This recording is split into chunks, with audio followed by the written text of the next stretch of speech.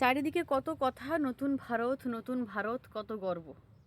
এই সেই নতুন ভারত, এই আমাদের সে স্বপ্নের ভারতবর্ষ, যার কোন রাক্ষসের নজর লেগে গেল জানি না, যার বাবা সীমান্ত রক্ষা বাহিনীতে প্রতিনিয়ত দেশকে, আপনাদের দেশকে সুরক্ষা দিয়ে চলেছে। তার ছেলে মাত্র 24 বছর বয়স অ্যাঞ্জেল চাকমাকে কি নির্মমভাবে ক্রূরতার সাথে হত্যা করা হলো বর্ণবিবাদের জেরে। তার দোষ কি ছিল? তার চেহারাটা হয়তো আমাদের আপনার মতো মিল ছিল না, কারণ তারা নর্থ ইন্ডিয়ার লোক।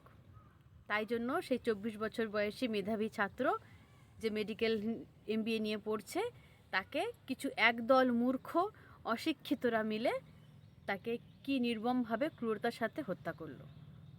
এই ভারতবর্ষ, এটাকেই নিয়ে আমরা গর্ব করছি। এই সেই নতুন ইন্ডিয়া। অবাক লাগে ভাবতে, আর ঘৃণা হয় এখন ভাবতে, যে কোন মানুষদের সাথে আমরা একসাথে একই দেশে একই জলহাওয়ায় বাস করছি।